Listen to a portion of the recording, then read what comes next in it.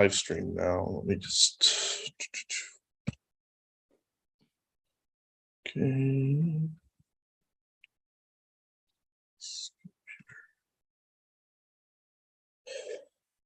Okay. Yeah, let's wait for everyone to fully connect. All right. So, hi everybody.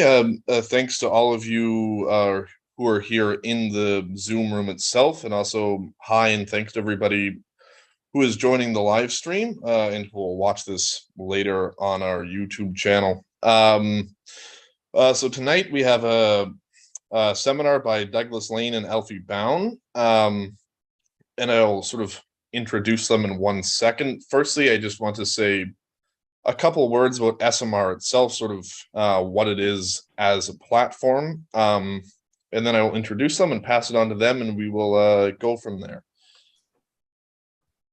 So the School of Materialist Research, aka SMR, is an education and research collective that offers intensive study courses, seminars, special programs, and research initiatives that address the materialisms running through contemporary science, philosophy, art, mathematics, design, architecture, and politics.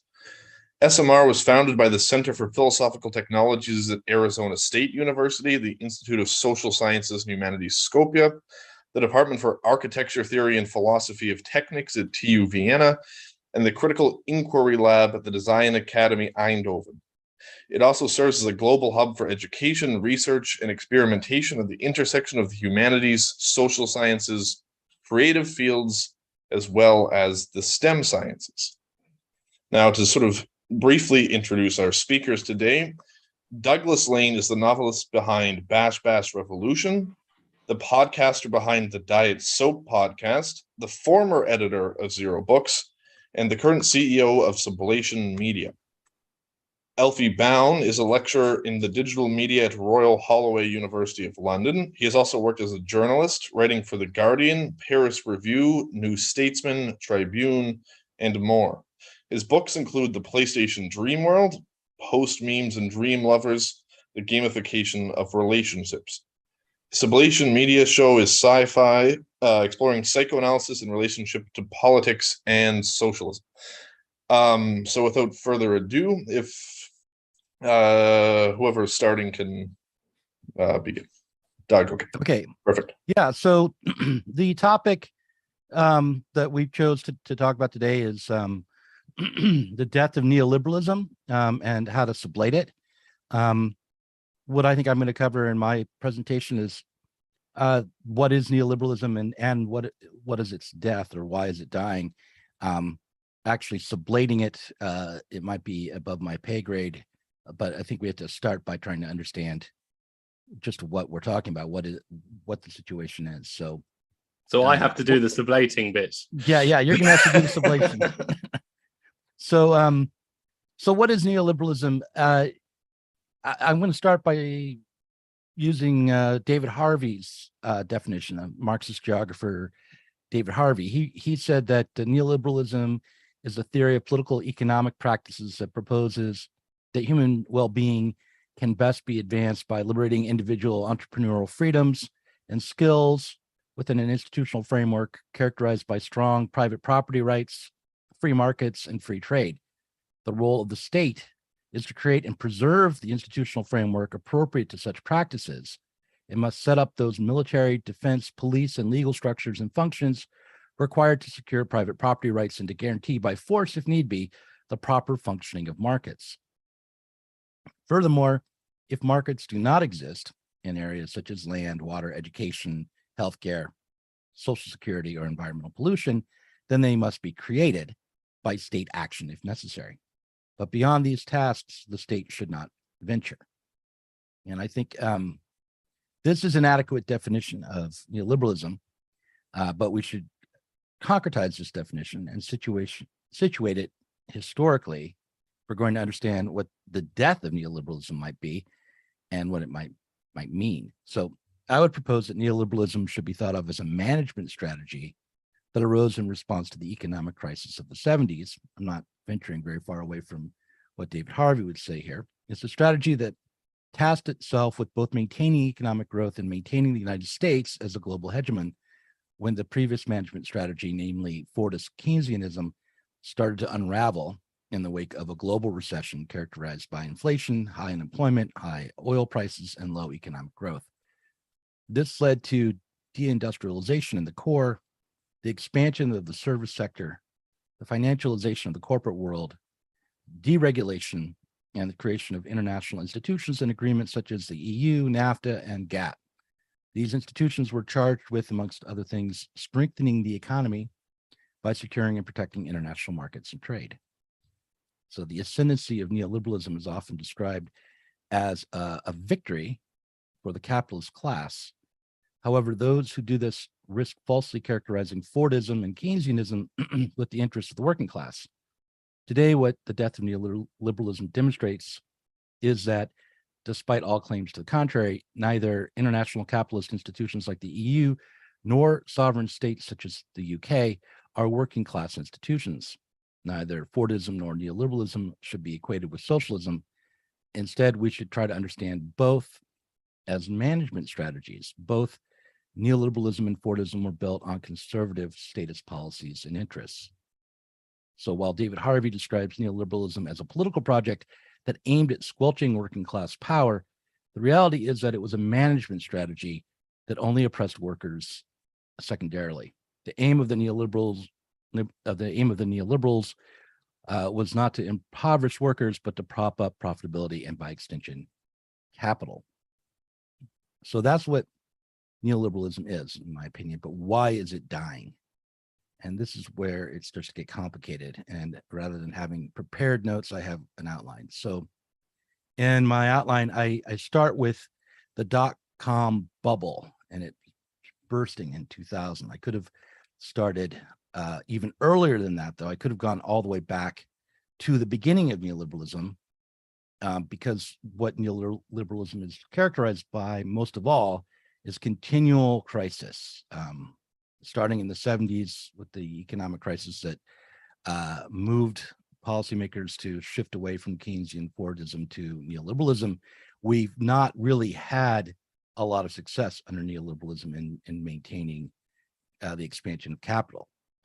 After World War II, there was a boom during the Keynesian Fordist era, and there was a real improvement in lifestyle, and the distribution of resources was more equitable for a time, with some exceptions. But since the 70s, what we've seen is a continual business cycle of slumps and mini booms and slumps, but with a downward trajectory. But by the early 2000s, there was a recession, which coincided with the bursting of the dot-com bubble, and that recession was distributed unevenly across the nations, and it helped to disrupt the relationship between the West and Russia. I believe that Putin came to power around that time, and in an effort to stave off what we'll come to understand as the offshoring of the crisis, he created a nationalist policy in Russia to try to rebuild after the terrible consequences of neoliberalisms after the collapse of the Soviet Union. But what happened after the recession of 2001 was that there was a political crisis as well, and something called the War on Terror erupted. And if we step back from the particularities of the events that led to that, one of the things we can see is that the War on Terror provided a moral cover for the United States to maintain dollar hegemony through the use of military power. And this maintenance of the dollar is a key component in maintaining profitability and propping up capital, and therefore is important to the neoliberal project. And I'm going to quote from Karl Marx here. In world trade, commodities develop their value universally. Their independent value form thus confronts them hereto as world money, It is the world market that money first functions to its fullest extent as a commodity whose natural form is also directly the social form of realization of human labor in the abstract.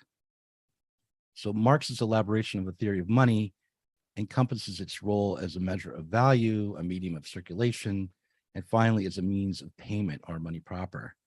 The logical order in which these different aspects of the money form are developed is also the key to understanding the contradictions contained within it. As money develops through the process of hoarding and the embodiment of abstract social wealth, it assumes a special function as a means of payment. The transformation, this transforms the commercial relation between the seller and buyer into the financial relation between a creditor and debtor. The compulsion to sell is now no longer an individual necessity, but a social necessity, independent of the seller's individual wants. Money, from being a means of circulation, now develops into its goal or its final result.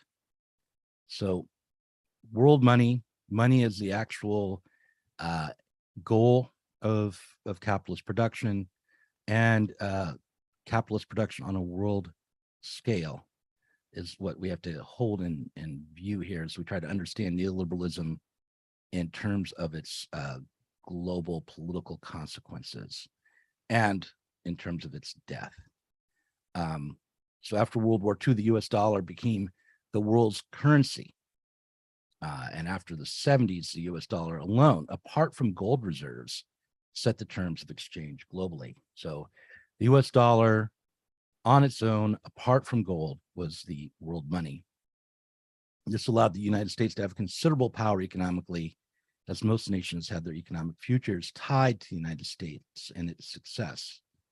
Both debtors and lenders were intertwined with the global hegemon, the United States and the dollar. And the free-floating dollar was one of the primary tools for the neoliberal maintenance of global capital, and it pushed the world into conflict as the United States exported its crisis to the periphery. And by the way, some of what I'm saying now is coming from an essay that I found in the Journal of Sociology, the International Review of Modern Sociology. And so I'm quoting here, but I failed to write down the title of what I'm quoting. But the point here is that when we think about the war on terror and the way in which the United States exerted its influence around the world, it's not a conspiracy to think about this in terms of trying to maintain global money, trying to maintain the US dollar as the dominant form in which capital takes. And this is what I would say was going on during the lead up to the economic crisis of 2008. And it was happening, the reason it was, beyond the fact that there was a terrorist attack on the United States, the reason that it was so, the reason that the policymakers were opportunistic and pushing for a global war in the wake of that attack had as much to do with maintaining capital and the power of the US dollar as it had to do with certainly I think had more to do with that than it did have to do with protecting the United States and its citizens from future terrorist attacks. You can see that in the choice of targets. The invasion of Iraq, for example, had nothing to do with protecting the United States from terrorism. But it did have a lot to do with trying to maintain the dollar in Iraq and even Iran and throughout the Middle East. And the reason that needed to be maintained was because the way in which the dollar became the global hegemon, the way that it became world currency, meant that the consequences of crises were always shuffled off to the periphery. It became a buffer for homegrown U.S. economic problems. But after the crisis of 2008, the project of the war on terror started to crumble. The 2008 crisis put pressure on the EU, and you could start to see that the connection and the way in which all of Europe was connected through the euro, and meant that the consequences of the crisis were again unevenly distributed. You can see that the big example would be Greece, and how what was a systemic problem became concentrated in a few places in the less developed nations. The U.S. deficit and the increased financialization led to economic warfare after 2008 for the United States as well. It fractured the United States relationship with China because it gave developed nations such as China the ability to challenge U.S. hegemony, and it weakened the U.S.'s ability to export losses to China. So the Trump years were defined by this economic warfare between the United States and Canada. I'm sorry, and China, and all of it was brought about by the weakness in the overall world economy. So one way to conceive of neoliberalism is to think of Kautsky's vision of ultra-imperialism, and what the neoliberals are aiming at is not the conflicts that emerge. It's not the continual crisis, but of course the overcoming of crisis. Kautsky's idea about ultra-imperialism was that eventually, through the development of imperialism, the centralization of power, and the fixing of prices, there would be one ultra-imperialist system based on cooperation between the major producers, and that would create a situation where there was something like world peace, and that would also create a situation where the step from ultra-imperialism into communism or socialism would be a small one, by setting up interdependence across the world, and fixing the prices and planning the economy in a way through imperialism, through ultra-imperialism. It would be a simple matter to change over from capitalist production to socialism, as there'd be very few barriers between workers to organize politically and also to take up the means of production and cooperate rather than compete. But this is what this I think is the aim of neoliberalism ultimately, but it misses how the very process of capitalist production creates these crises. And I have a quote from that International Review of Modern Sociology. In the early 1990s, some economists and social scientists predicted U.S. capitalist hegemony for many years, like Fukuyama predicted that. Others predicted a triumphant world capitalism where nation states would eventually dissolve as transnational corporations facilitated trade and capital flows freely across all borders. In the period around World War I, there was a similar theory promoted by Karl Kautsky and others that the nation state would disappear and a kind of ultra-imperialism would become the new world order. But what this leaves out is that the tendency for crisis to emerge from the very success of capitalist production, and the way in which the money form is contradictory, because it's founded on the contradiction of capitalist production, which means the contradiction of class, and the necessity to create a working class which is exploited and which it does not, which is alienated from its own production. So when we realize that the dreams of neoliberalism are imperialist in nature, we might be tempted to embrace national sovereignty and nationalizing industries as an antidote. But if we go on to realize that the reason neoliberalism as a utopian project failed is the same reason that statist, Fordist, Keynesian projects failed, we should be compelled to think again. We should recall that the turn inwards to our home territories, the shortening of supply chains, the severing of ties and interdependence, and the taking up of arms between the workers of the world, it's itself another managerial approach to the continuing crisis of world capitalism. It is, in fact, the way whatever new imperialist world system that will come next will emerge. It is a transformation of economics into politics, and then the transformation of politics into barbarism. And that's where I'll leave off. I don't know if I've done my full 20 minutes, but that's what I have to say. You've done your bit, Doug. That's good. And, you know, most of what I'll say is a sort of response or extension of what Doug said, because I also think this is actually a very good set of points, Doug, and really like the kind of ideas that you've put there. So obviously I've had time to look at those before, and we'll kind of extend that a little bit. So I want to say that I'll just start with a little joke that my granddad used to tell me when I was growing up, and it was about getting old. So my granddad would always like sit me on his knee and say, oh, you know, he's one of these types where he's like, oh, when you're as old as me, you know, you'll see the world and you'll understand it, and so on. And it was just one sentence, not even very funny, but the joke was, just when I discovered the meaning of life, they changed it. And he would love to say this. And what I think is this extremely interesting sentence in lots of ways. I mean, I think the most interesting word in this sentence is the word they. Who is this they who changed it, and so on. And also, of course, it's also about this kind of endless, you could talk about this joke in a sort of psychoanalytic way, you know, this kind of missed moment or whatever, where you finally have understanding and then it's not understanding anymore, and so on.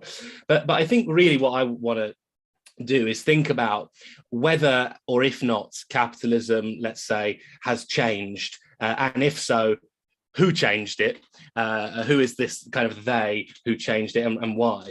And I think what I think is most interesting in what Doug's talk said, and I think is really worth drawing out, which I'm going to try and do, is this kind of difference, I suppose, between what he calls a management strategy in which workers are caused to suffer, but as a secondary kind of effect, right? The primary it's a change in the management strategy rather than a fundamental change in what Doug said, the other phrase from David Harvey, a political project, right? Harvey thought of neoliberalism as a political project, but what if it's actually a managerial strategy? And I think there's a lot like at stake in this distinction, because if it's a different political project, it implies a sort of fundamental change in the long history of capitalism and its effects on us as workers. If it's a managerial strategy, it implies something slightly different, a more sort of superficial shift or something, whilst the main primary stuff continues, as it were. And I think we are very much, I think, in a moment of these kinds of discussion. So, I've been very interested recently in the arguments of Evgeny Morozov and Jody Dean about whether or not neo-feudalism is a useful term, right? Because on the one hand, and I think I mostly feel like Jody Dean's arguments are right, but there's a clear change in the trajectory that capitalism has been taking. Should we now start calling it something else? Should we start calling it neo-feudalism instead of capitalism? Or is this kind of misnaming of it as something different, allowing capitalism to continue kind of underneath, as stronger than ever, and so on? And then comparable kind of terms have also emerged. I'm sure everyone's familiar with things like Shoshana Zuboff's ideas of surveillance capitalism, or Nick Cernacek's ideas of platform capitalism. And usually, in some ways, this is also connected to the idea of technology and of the digital world, which is what I mostly study myself. So we're very much in a moment where people, and especially people on the left, are, I'd say, sort of grappling with this question of, are we entering a new phase? And of course, all the Anthropocene discussions would also be part of this as well. Are we entering a new phase in which, capitalism as we knew it has fundamentally changed? Or in fact, are we mistakenly naming this as a new phase while the fundamental things that cause capitalism to be capitalism continue unharmed, whilst we think we're, you know, moving from epoch to epoch, or, you know, time to time, but actually the fundamental principles of a capitalist society remain intact and so on. So I think a critical question about this, and all of these people, whether they're wrong or right to call it platform capitalism, neo-feudalism, surveillance capitalism, they're all grappling in certain ways with this particular question. Now, I suppose it's maybe too generous to Doug, but his talk in a way offers a way out of this discussion, or a different framework for thinking about this discussion about whether and how things have changed. Because on the one hand, we could think about it in these terms. Are we looking at a change in the political project itself? And sometimes we might be. Or are we looking at a change in the managerial strategies which make this project, which relate this project to its workers, let's say. So, I mean, I think this would be a good way of thinking about much of what happens in digital tech today. Obviously, there's lots of attention and discussion of how companies, like in the example of platform capitalism, how companies who are lean platforms like Uber Eats, Uber, Deliveroo, whatever it might be, also Facebook, of course, Amazon, Mechanical Turk, things like that. These kind of lean platforms transform in a way what it means to be a worker and produce new kinds of exploitation. They absolutely do. New forms of totally new dynamics in some ways, which exploit the worker in different ways to previously. On the other hand, it's obviously not a total shift in the logic of the factory. And I mean, somebody like Mario Tronti, the Marxist writer, who's I think still alive actually, and his arguments from the 60s and 70s are all about this, that we're already in this kind of social factory and so on. And you can see, of course, that these things, in a one hand, they totally change what it means to be a worker in capitalism.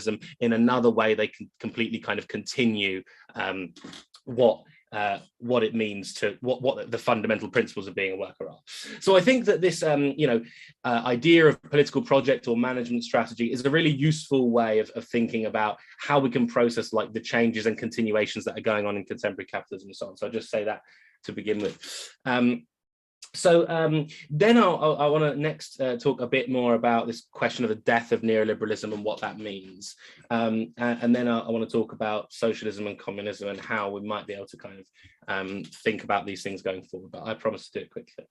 I mean, I also think that we could say that we're experiencing a death of neoliberalism. And in the terms that Doug outlined there, in the terms that I've just tried to sort of outline, what this means is a death of a certain kind of management strategy rather than a death of capitalism or a death of a big political project. So we might in fact be at the end of neoliberalism. And of course, for the right reasons, many of us for many years have like railed against neoliberalism and thought it was an enemy that needed taking down.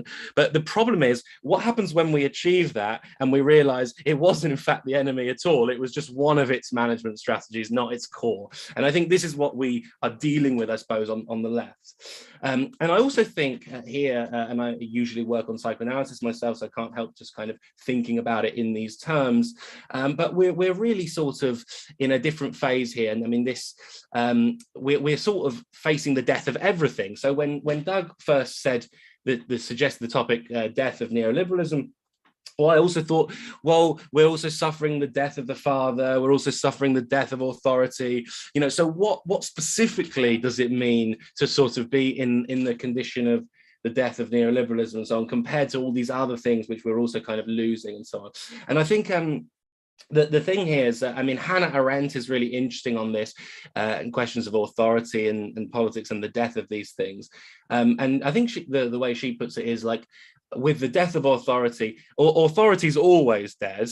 The problem is when you're mourning the death of the dead authority. So in other words, you know, this kind of idea of neoliberalism being dead, it's not so much that we are past something, but that we're entering into a different kind of mourning for this kind of movement or time, let's say. So I think that, you know, I mean, if we think about being, it's not the same as saying, so for me, let me put it this way, saying there's a death of neoliberalism is not the same as saying it's post-neoliberal, all right?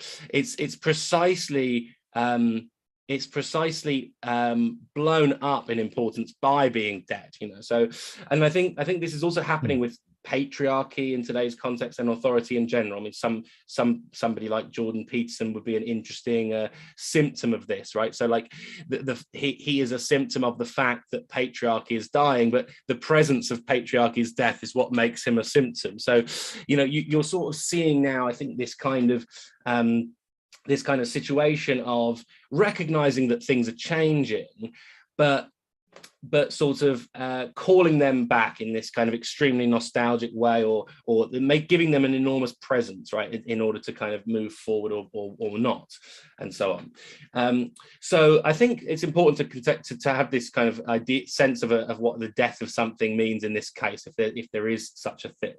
And of course, Doug was talking much more in sort of economic terms of what this means.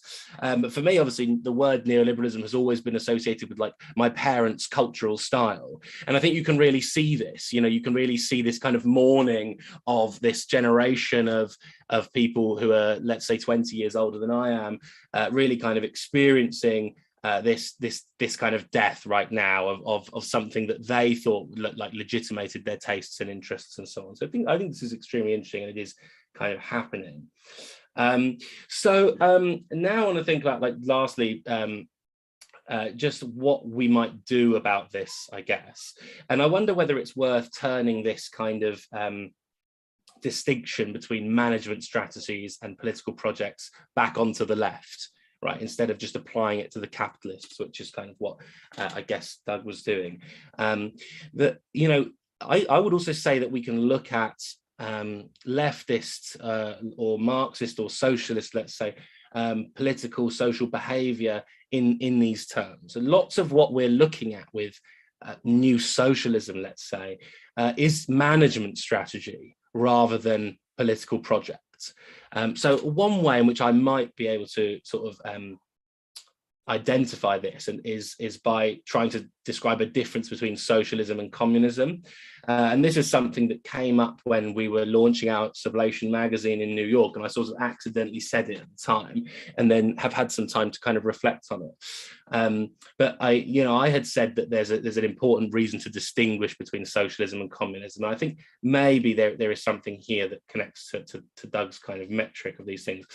So, I mean, communism, I take that to be, in the real Marxist sense, in the way that Marx writes about communism as a spectre, right, from the Communist Manifesto and in other places, right? So what communism is, it's the other side of capitalism.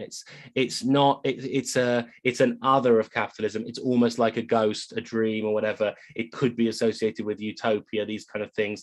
It's ideas that haven't yet been realized within a capitalist system, but which operate as the kind of ghost or alternative to those things. So it provides an important kind of space where one can think about an other side to capitalism that hasn't yet come into being or been realized or articulated within capitalist discourse, but which nevertheless kind of presents itself as a kind of possibility that's there.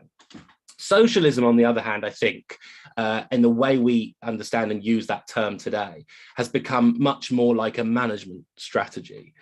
So we do sort of see socialism, I would argue, whereas we don't really see communism.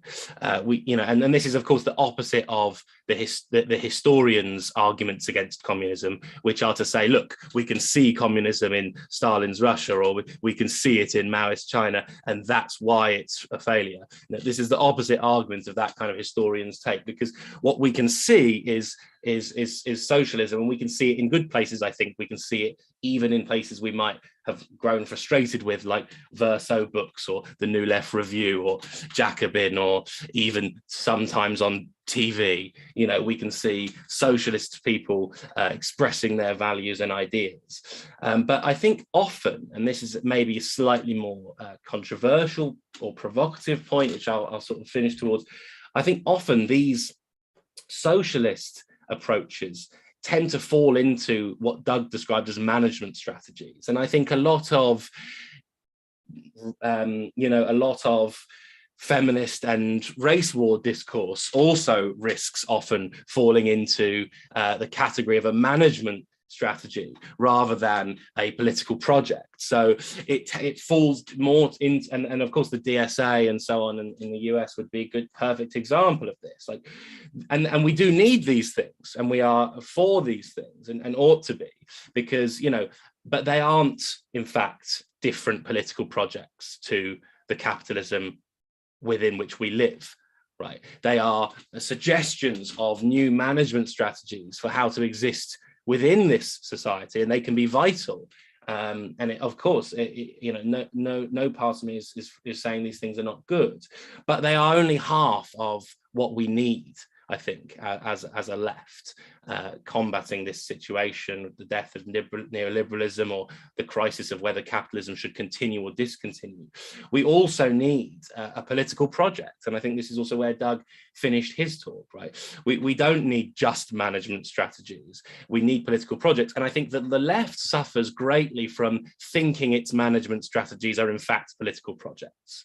Right, so fighting for things that it believes are fundamental changes, shifts in the structure of life, of capitalism, of economic order, of social life, the fabric of social life. But actually, these are not.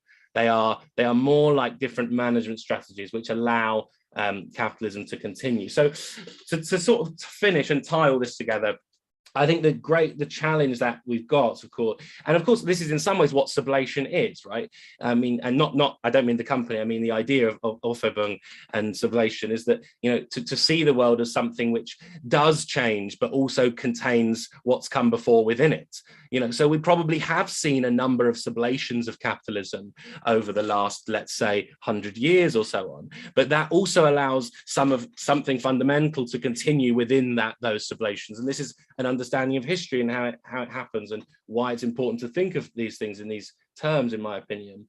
But what we are struggling, I think, on the left most of all today is knowing which kind of battles to pick, right? Knowing what the difference is between marching for gay rights and marching for anti-war movement and arguing for the overthrow of capitalism.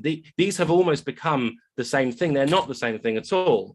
Some of them are strategies that are very much within a system of capitalism and not themselves a political project that promises a different or alternative world. And this is why I think we need also a term like communism and can't get rid of it, because we need to also have not only management strategies, of which we seem to have plenty, and we can see that gay rights, trans rights, LGBTQ stuff, feminism, racial politics have improved. They have improved because we have good management strategies to do this. What hasn't improved is the situation of the working class, the fundamental condition of people as workers, the fundamental structures of capitalism that have been able to continue and carry on going throughout all of the changes in the capitalist system that have happened. And so what we need is to retain an ability to distinguish between these different things, right, and what their importance, and to fight for the right things on both sides. So we need the right management strategies, but we also need a political project, and at the moment we're kind of missing this. So, you know, that's some of my thoughts in a nutshell. And just I do think it was very interesting to read Doug's way of thinking about this distinction, and I just wanted to sort of try and pick up on this distinction between political projects and management strategy and see whether I could explore the sort of ideas and the problems that the left is facing through this distinction between these two things. And it's also very early thoughts, as you can probably tell. I haven't really decided what I think, but I think this is a really useful set of terms to start thinking about what's happening now, in some ways more useful than proclaiming this is capitalism 3.0, this is neo-feudalism, this is platform capitalism, surveillance capitalism. I think these terms about how to distinguish the different things that are happening are actually really useful and interesting. So I'll stop there, but hopefully I've highlighted some things I think. In general, Doug wants to say something, and then yeah, I'm hoping I can get an opportunity to respond to Alfie on a couple of points. The one thing is, like, I think trying to be clear about what is meant on the socialist left by politics might be useful, because more and more, from my way of thinking, politics, modern politics, or bourgeois politics, or politics after the advent of capitalism, or politics are revolutionary. That's our politics are defined by revolution. The aim is to achieve something like socialism, whether or not it's conscious or not. So, because the bourgeois revolutions that brought about the conditions we're living in now were revolutionary, political movements. They were breaking from feudalism. They were breaking from traditional ways of life. They were breaking from traditional material forms of production. And Karl Marx, I think in the Communist Manifesto, described capitalism as a society in which all that is solid melts into thin air.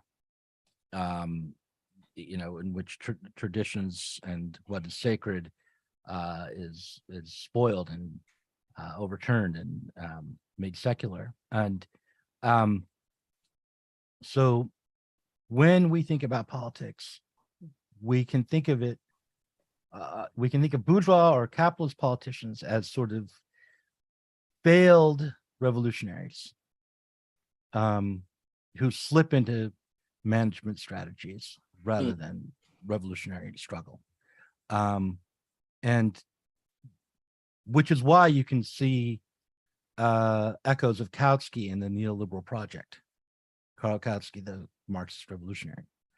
So that's the first thing I'd say, is that when we think about politics, we should think about modern politics, bourgeois politics, as attempting to be revolutionary. There are movements which are counter to that. Like, I think political realism is a politics of reaction and, well, at the very least, a conservative politics that does not aim to change or break from the contradictions of society as is known now.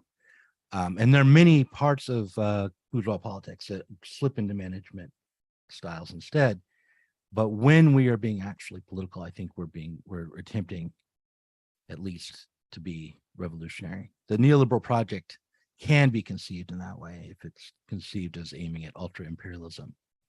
Yeah. Death of the father, I want to talk about that a little bit. That's the idea that, because I feel as though the death of the father, the concern about the death of the father, is really a neoliberal concern. That the breaking away from sovereign states and centralized national powers and the decentralization of power, the creation of interdependent networks, and the reduction of politics to the maintenance of money. All of that has to do with the concern about the death of the father, that we probably was on people's minds since at least the 70s, probably maybe before then. But so now when we see the return of Christopher Lasch, say, or other types of critics of neoliberalism, we should absolutely not reject them, but we should be wary of taking them up in a one-sided way, because because like someone like Putin or Trump or even Biden, these are the new fathers that are stepping forward to offer us an alternative to neoliberalism. Yeah, no, I mean, I didn't quite make the death of the father part very well, because my point is that the father is always dead. And this is the Lacanian perspective. It's not possible to mourn. You don't mourn the death of the father. It's precisely by being dead that it functions as a father. What we're looking at is the death of the dead father. This is what I was recently interviewing Madan Dolar about, and I thought it was a great point. But the point is that we had a period, perhaps as you said, from the 70s, where people were concerned about the death of the father, but this is something else. This is the dead father is gone. Right, this is like a fundamentally authority itself has collapsed, and we need to reconstruct that. And I think you're absolutely right that you see your Trumps and so on, but they're just symptoms of this much more insidious new kind of father, let's say, coming in. But this is also opportunity, and I just realized I forgot to go back to the silly joke about the meaning of life and so on. But the point here is that this should be a period of opportunity, right? We need to reconstruct. We need to reconstruct this system. I'm not saying let's bring back patriarchy, although we do see people arguing these things in certain magazines and so on, or let's bring back authority, whatever. But we obviously need to reconstruct what authority and structure and system are, right? And otherwise we're just going to carry on seeing these insidious power symptoms like Trump, etc., etc. So I think we do, but we should on the left see this as an opportunity, that this reconstruction needs to take place, and think about how we can help it to do so in a way that we would want. Which is another way of saying the death of neoliberalism, right? Because you can't have this freedom and so on and liberation. You have to actively reconstruct authority, and that's where we should go, I think. Right. I mean, the thing about neoliberalism, Zizek has a line about the postmodern father,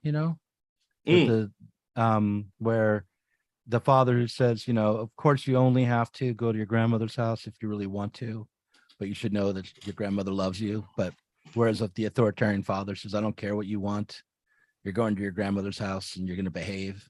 Mm-hmm. And the Zizek's point is that the authoritarian father provides you with a lot more freedom internally, because you can rebel, you don't have to like it. Whereas like with the postmodern father, not only do you have to go to grandmother's house, you have to like it. You have to have the subjectivity of that. It coincides with that. And so when you think about the world order, in which it's not a matter of there being a tangible authority which you can resist, but you might obey, but you can at least internally resist by becoming dominated by the money form. That's because of the fetish nature of the commodities. Say we no longer have an external figure to rebel against. We have a way of life that's intertwined with our own subjectivity, that seems natural. It's like rebelling against the sky or against air to rebel against money. And so the father disappears, but even though there is still and in fact a constructed authority dictating the terms of our life. No, exactly. And I guess I was just quickly on this stupid joke. I mean, the reason why I related to your talk is just, in this phrase, just as I discovered the meaning of life, they changed it. That the meaning of life in this phrase is the capitalism, and I think I agree with Katharina's comment. And that they changed it is the management strategies. So the capitalism continues, but the management strategies keep changing, and we get fooled into thinking we're entering into new eras and so on. But it is what it is. It's capitalism, because Katharina says that. On the one hand, we're fooled. On the other hand, though, there really is a war in Ukraine, right? And there really is a more tension between nations now, or at least tension on a different level now than there was in the 90s, say. That these different management strategies have real material consequences, and can lead to catastrophes in humanity that we probably should not accept. Like the last time, what set up Fordism and Keynesianism was World War II and all of its atrocities, and to be asked to return to the nation state as a primary force in the world shaping society, and not just one nation state, but a multipolar world of conflicting nation states. To be asked to accept that as our future is to be asked to accept war, I think, and conflict on a level that the ultra imperialists were trying to get beyond. I think that's a good point. So anyway, we should stop talking, I think. Yeah. Does anybody have questions? Do we want to take questions? We can.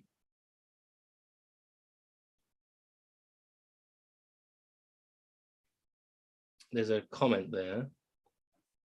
Yeah, someone says, oh, I didn't, what was that comment? I think this is getting a bit into the reductive logic that arose in the 90s and 2000s as well, which is to say a kind of reaction to the term of neoliberalism being used. Yeah, I mean, this is before my time, really. I don't actually remember. I mean, I sort of studied this, especially around digital media and histories of capitalism and so on. But I don't actually remember what was the like actual rhetoric around neoliberalism when the term first started getting used. Was it like, Well, I mean, on the left, I'll talk to the 90s because, you know, the terms first started being used, I guess, around the time of Hayek and well, and Friedman, and, you know, and then later with Thatcher, and, you know, so I think neoliberalism was actually very self-conscious project put together by neoliberals, but mm. But I agree with this comment. It's important that there are differences between, for example, neoliberalism and Fordism and so on. This is also what and so I don't mean to imply when I was responding to your categories that only the political project matters and management strategies are just management strategies. No, it's extremely important to think about the ways we're managed and the differences between these things. That it's more like a framework. Like, it's important to see the difference, for example, between neoliberalism and Fordism, and it's also at the same time important to see how both allow capitalism to continue in certain other ways. right. It's not But to in dismiss, in the late 90s, like around the time of the WTO protests, say, neoliberalism was the primary enemy. The World Trade Organization was the primary enemy of the left. It was blamed for, these institutions were blamed for the uneven development between nations, and it wasn't wrong to blame like the World Bank or the IMF or the WTO for the uneven development and unfair distribution of the world's goods. But at the time, the before the cracking up of neoliberalism in reality, the left's call in the late 90s was a call for localism, nationalism, workers' rights, and near nativist terms at times. It was a rejection. There was many who wanted to create a new kind of globalism rather than the one run by capital. But overall, there was a desire to shift back into welfare state, Fordist, nationalist projects. Earlier than the WTO protests, there was in the United States, there was an attempt to create a labor party, and the Labor Party's agenda would have been to reinstate the policies of Johnson and his war on poverty, and Roosevelt, New Deal, to come back to return the New Deal, and again to overturn neoliberalism.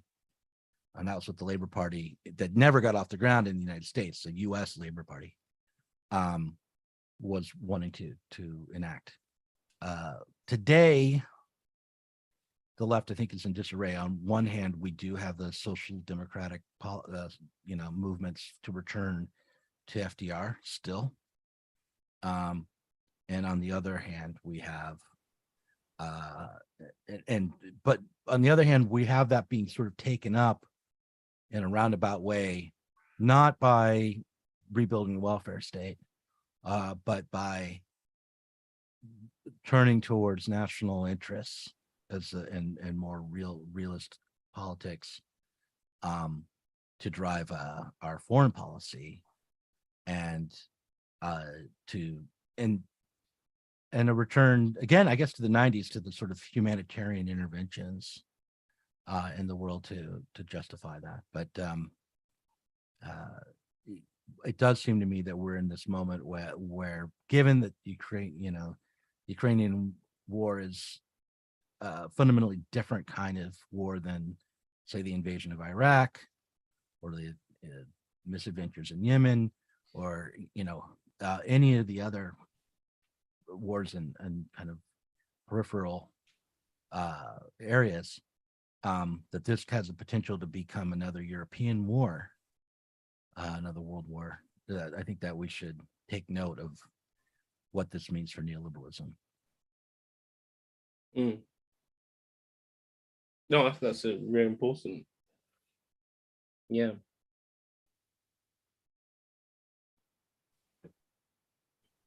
Yeah. See if there's any last questions. If Yeah, not, are there any? Yeah, if there's any questions, and also, yeah, you don't have to type them in the chat. You can just raise your hand either literally or through the Zoom function and talk directly, so that yeah, you can get your whole thought out without having to type it all out.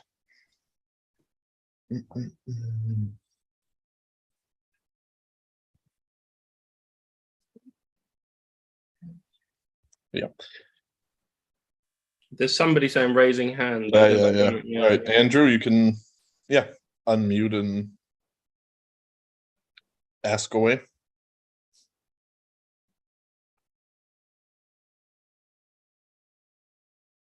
Can you hear me? Yep. Great. Hey, this is Andrew. Hi. How's everybody doing? Good. Very. Great. Can you hear me all? Great. Oh, yes, perfect. Yeah. Okay. Yeah, I thought it was a very interesting discussion. I just wanted to raise a little bit of a question, I suppose, as to whether we're acting a little bit perhaps prematurely to be calling for idea of the death of neoliberalism. And by that, I guess I'm operating from a somewhat coming out of Italian autonomism and other movements and ideas in the anti-globalization movement that were really kind of talking about neoliberalism as a structural, way in which it's not just a matter of management, it's a matter of how capital is, directed and in a sense managed. It's not just managing workers, it's how capital flows were reorganized, that is to say, developing Foxconn in China, all kinds of things in the Asian Peninsula, Maquiladoros in South America, various controls on water rights, all kinds of really rapid from Reagan and Thatcher era onwards into reorganizing the breadth and depth of the, let's call it the capital class interests in a rather dramatic new way that had sort of come out of the yoke of the unions. This was very much Thatcher's big fight, which she won, and very much a part of the Reagan years, which they won and broke down union power. So, it's a little more, I'm just trying to emphasize that, are we really beyond that now? I mean, are we not still under the throes of the power of structural adjustment, IMF, World Bank, the power of the Boston banks, the power of, now that's not to say that we as people or as intellectuals and radical working class, movements don't have power. It's simply to say, how do we identify really the difference? Like when we're talking about trying to, I think what Alfie a little bit developed a little bit is the issue of how do we identify the possibility of social movements or other ways of thinking about movements today? And I guess I wonder if we would be making the very mistake they would like us to make, in a sense, as some sort of paranoid, but that we think that we are somehow at an end point of neoliberalism. I find it difficult to really kind of go with that, only because in what sense do we mean that? Like, are we saying that the Biden administration or Macron or all of the major political apparatus forms today, the Democratic Party, are they really expressing a shift beyond the structure of what we call, or we used to be called 80s and 90s under Clinton, globalization?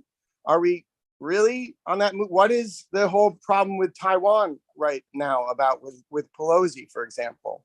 Is that really that she's claiming that she cares about the freedom of the Taiwanese people? She's claiming that American capitalist power and European, in my view, needs to have absolute control of Taiwan.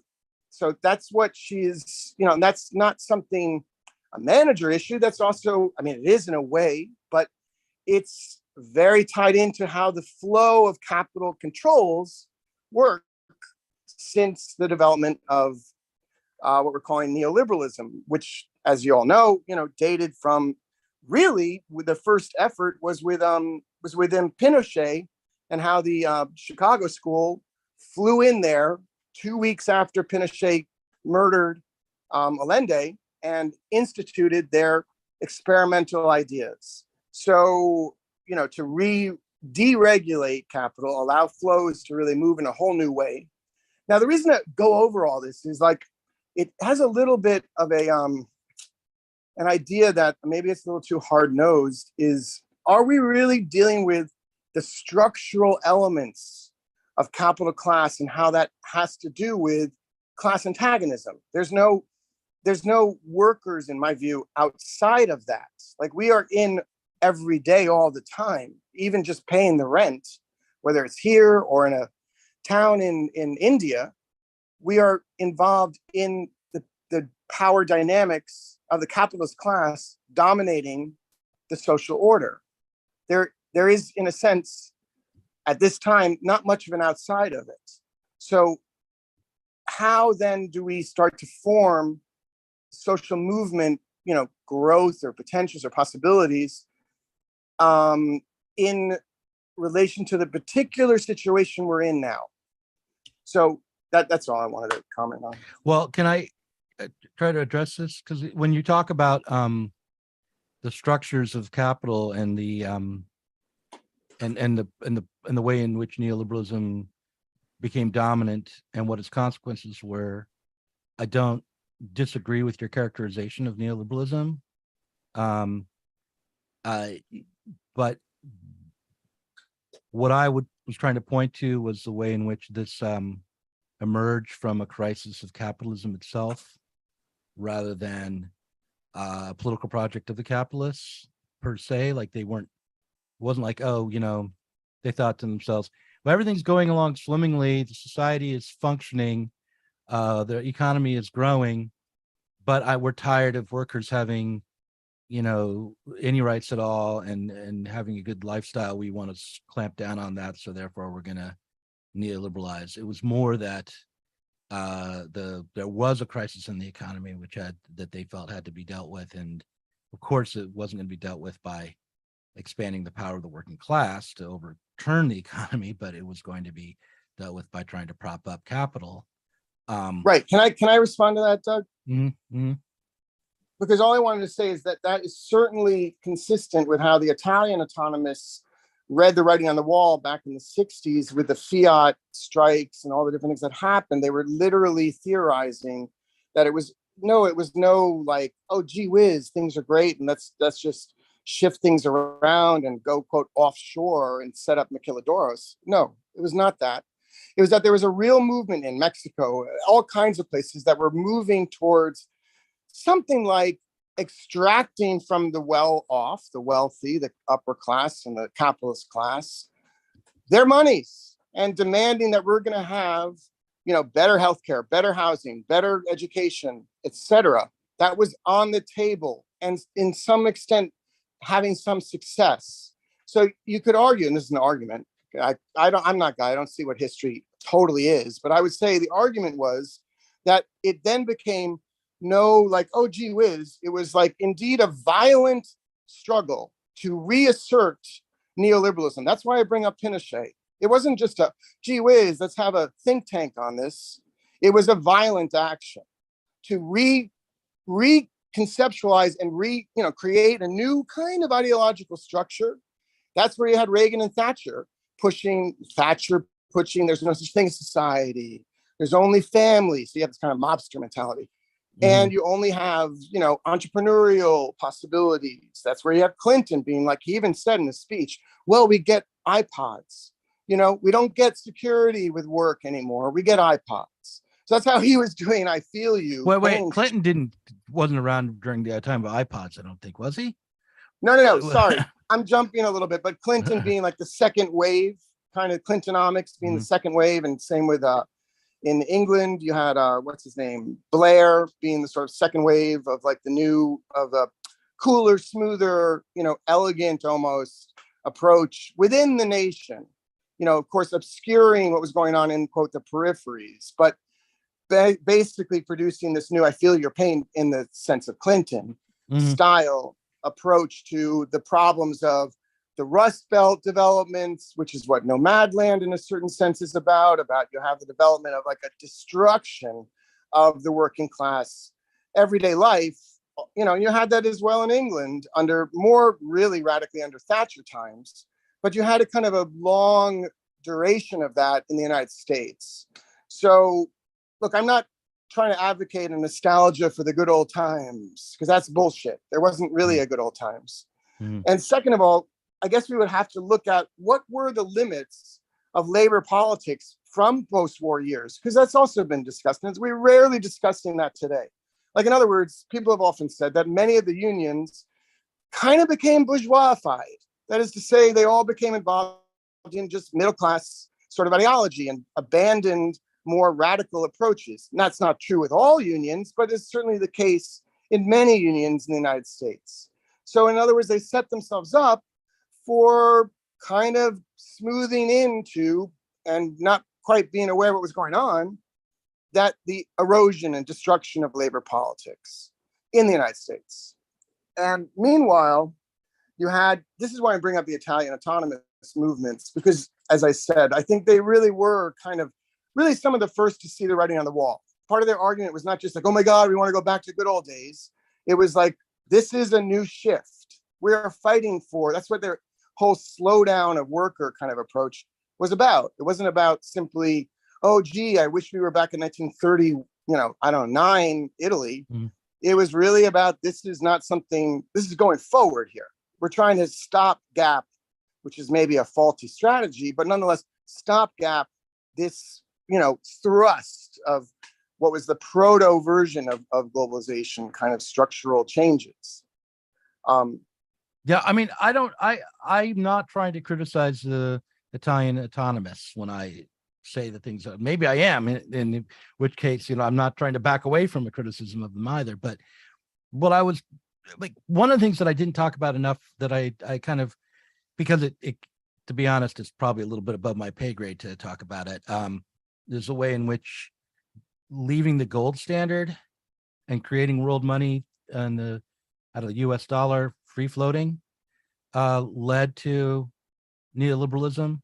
And the reason I bring it up is not because you know, I want to fetishize the dollar or say that, you know, how currency operates dominates us completely, but just that it does allow for the global hegemon to have a mechanism by which to insulate itself from economic crisis and to shift the problem onto the, you know, so-called periphery. And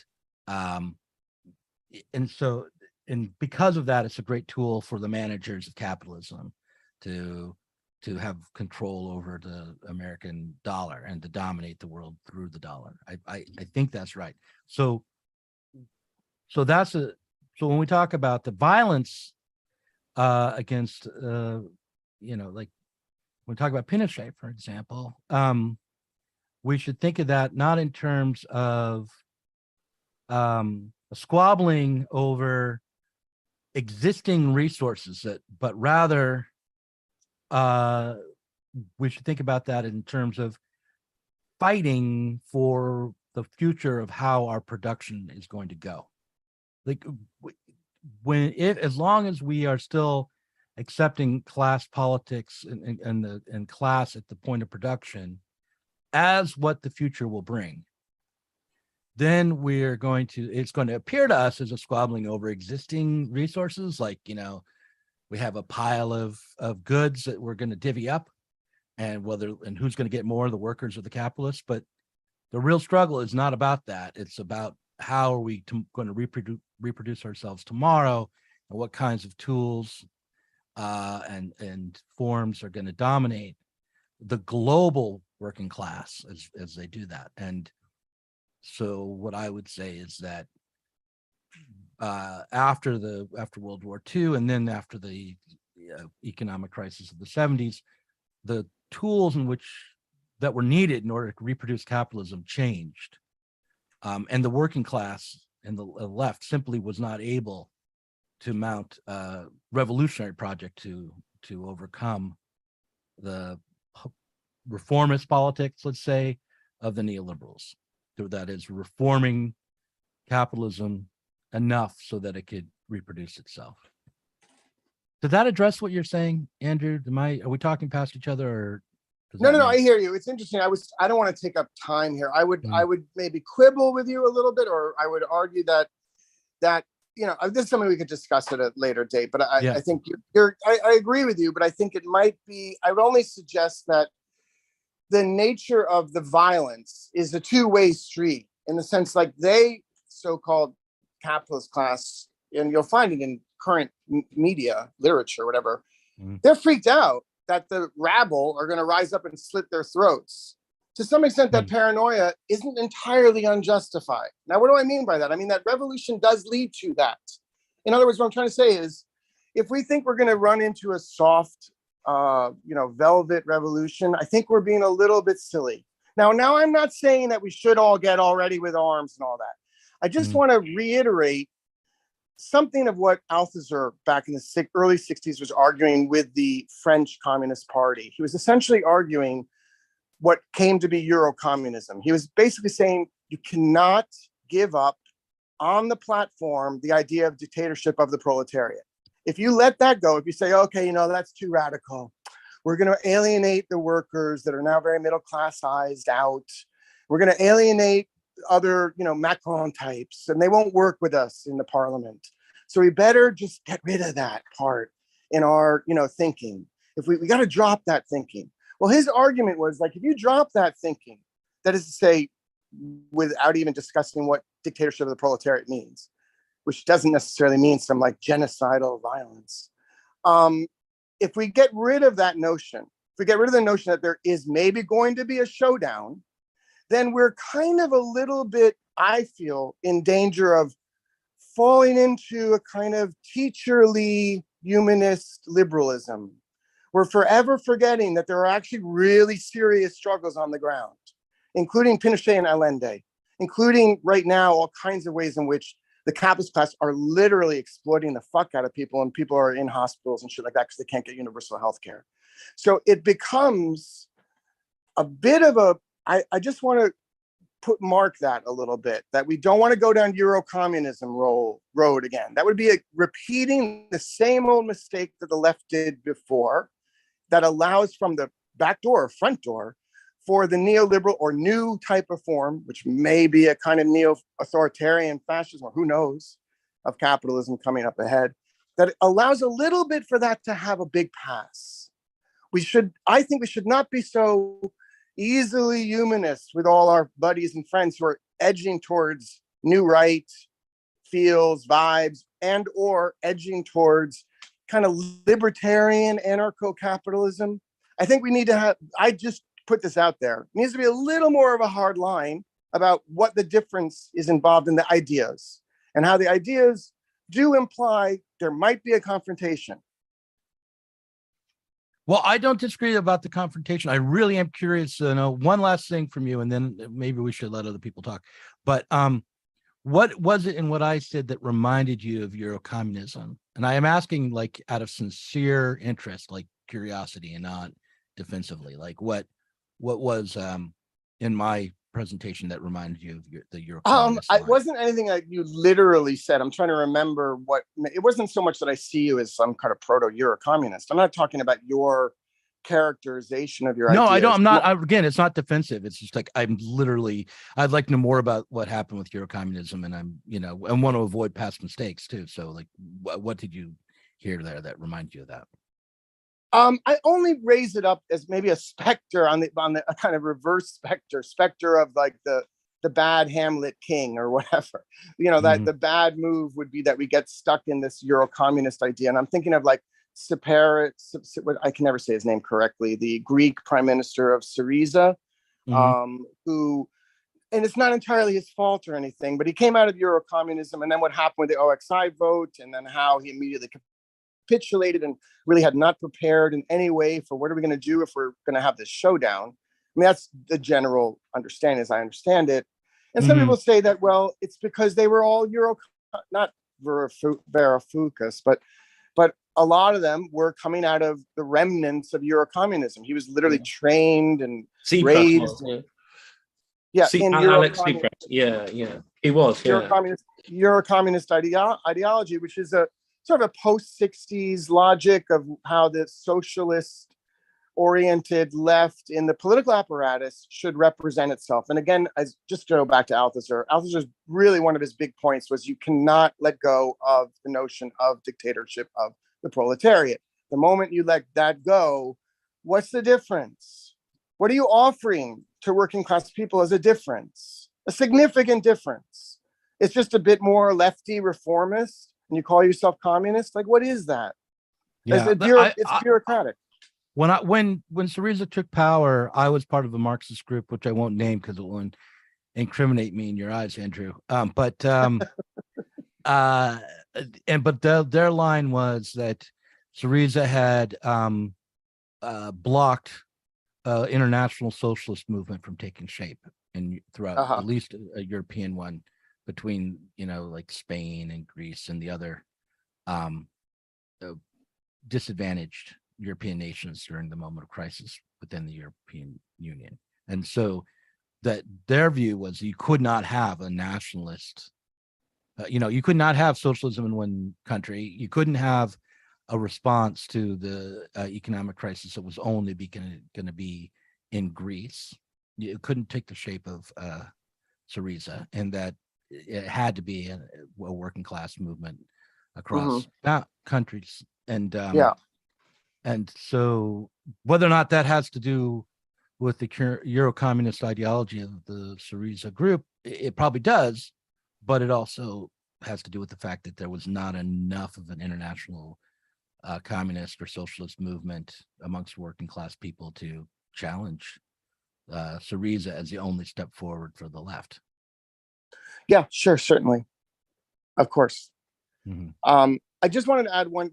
When you were asking that I was associating what you're saying with Euro, it wasn't really associated. It's more like a formal thing. I just wanted to caution that we don't whitewash, too much the actual difficult struggle here. In the sense of, I'm not trying to say it's doomsday or anything. I'm just saying that if we're not advancing or in a way helping people to get familiar with the depth of the situation and where the limits really are, then I'm just a little anxious that we're going to get back on that road. And here talking about management thing, one of the things, if we talk about dialectically, one of the things that broke the anti-globalization movement was just simply that they learned to build fences. So when the WEF met or when WTO met, they just built a big ass fence, and that basically stopped the anti-globalization movement from being able to use their symbolic power of protest right in their face and big puppets and all kinds of things to bring this forward into the mainstream media all the time. So it just became, stupid empty imagery of some people in the fucking woods, with a sign about, stop WTO or something. It didn't have any surreal or whatever you want to call it power in the media. And it basically just killed the whole movement. So my point, though, is only that one would be, wrong to think that whatever way we want to call it, manager class or capitalist class or their managers or what have you, they're not going to be stupid to not figure out what the new strategy might be now to continue their power. That is kind of their, just very basic aims. So in my view, and I could be very wrong on this, I don't think it's in our favor to only ever push a kind of velvet revolution idea. That's all I'm trying to say. Listen, I work on YouTube. There are limits to what I can do. But I do agree with this point, this last point. I think it's right. Anyway, I need to go in 7 minutes actually, but I'll just quickly reply to this question about technology and so on, and what the role of technology is to help distinguish political projects versus managerial strategies. I think the question is really important, as I was kind of trying to say in what I quickly said before, that and it's the technology and the rhetoric of technology, and the best person on this is a guy, Dwayne Monroe. He's this Hegelian who's worked for 20 years in computer science and working in the tech industry. He's absolutely brilliant. We've had him on a few times. He's also a great writer. And he's got a blog about this stuff. So, but one of the big roles that the sort of what's the phrase, with the rhetoric or the discourse of technology, the jargon, the way we're told to speak about it, is precisely designed to make you think you're going into a new political project, right? And of course, it is true, of course, there's been enormous transfer of power from the state, the traditional state, to tech companies. You know, that is an issue for communists or whatever. I mean, you know, it's no surprise that, you know, Jack Ma was part of the Communist Party in China. Obviously, this is not to do with communism. Or that Eric Schmidt, you know, is on a Pentagon committee for integrating technology into NSA or whatever. You know, clearly these are big issues, and the technology is really threatening this relationship between the state and people and so on in new ways. But on the other hand, you know, Dwayne Monroe is right that what we're being led down a false path in thinking that technology is leading you into a new political project. And I think this is a depressing thing to realize. I'm somebody who in the early mid 2000s thought that the internet, I really liked this idea of the commons, the idea of the internet as a new kind of commons, the idea of a digital communism, different kinds of, you know, a kind of world without scarcity and so on, where we could have global international, you know, commons. But those arguments are totally sort of defunct really now, because the technology hasn't led you into new political projects. I mean, even as far as 2012, think about like Coney 2012 and things like that. You know, there was still this idea that the technology might contain the potential for new political projects for mergers. So, and maybe Doug wants to say that YouTube still can do that through his channel. But, well, I'll say that, but only disingenuously, you know. But no, that to answer the question, it's not the way of putting the question is not what's the role of technology in helping distinguish political projects versus managerial strategies, but how has technology tricked us into thinking that we're in political projects when we're actually in managerial strategies? And, you know, all of this stuff, platform capitalism, surveillance capitalism, these new technologies, what they are not a new era for capitalism, which is totally different to what's come before, but they are a new strategy for the managers of the capitalist society to deploy on workers. So that's kind of my instinctive response. But as I said, I have to leave shortly. So, but I really enjoyed the questions, and I really enjoyed the discussion between Doug and Andrew there as well.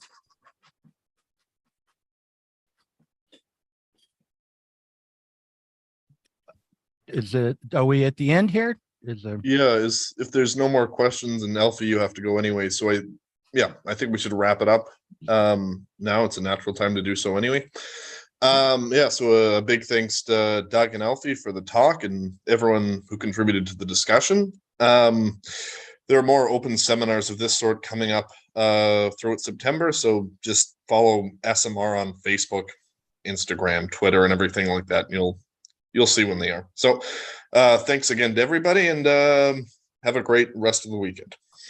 And thanks for having us. It's been great. Yeah, no problem. You. Cheers. Thanks, everyone. That was really nice. Bye.